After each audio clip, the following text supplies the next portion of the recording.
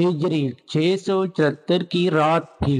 سیدنا ابو ایوب انصاری رضی اللہ تعالی عنہ کو قسطنطنیہ کی دیوار کے قریب دفنایا جا رہا تھا کہ وہاں چند باختینی فوجی آگے مسلمانوں سے دریافت کیا کہ تم لوگ رات کو اس پہ یہاں کیا کر رہے ہو؟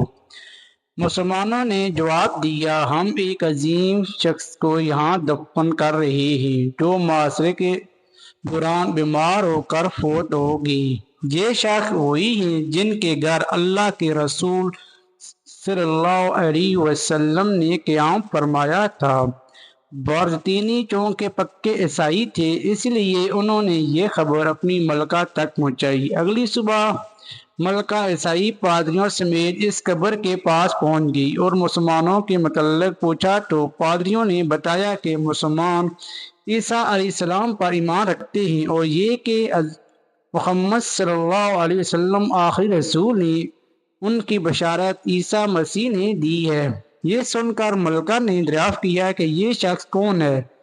پادریوں نے بتایا کہ سپاہیوں نے بتایا ہے کہ اس شخص رسول اللہ صلی اللہ علیہ وسلم کے ساتھی ہیں اور ان کے ہاں اللہ کے رسول نے قیام کیا تھا۔ یہ سن کر باذتینی ملکہ کہتی ہے، پھر تو یہ ایک مقدس، عظیم اور بزرگ شخصیت ہوئی۔ فوراً یہاں مقبرہ بنانے کا حکم جاری کیا۔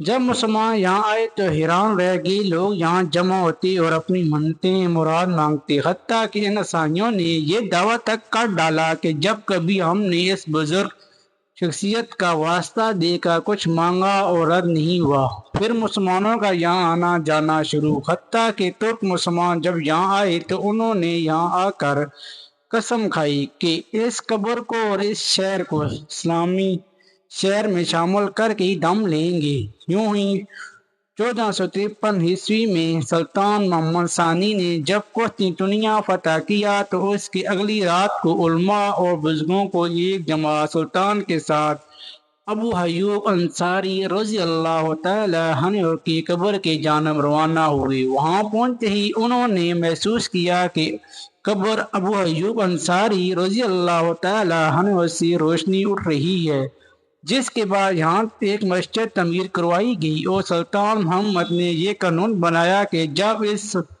سلطنت عثمانیہ کا نیا سلطان تخت نشین ہوگا تو سب سے پہلے وہ ابو ایوب انصاری رضی اللہ تعالی عنہ کی قبر پر تشریف لائے گا اور یہیں پر اس کے سر تاج رکھا جائے گا اور یہیں پر اسے عثمانی غازی کی تلوار عنایت کی جائے گی۔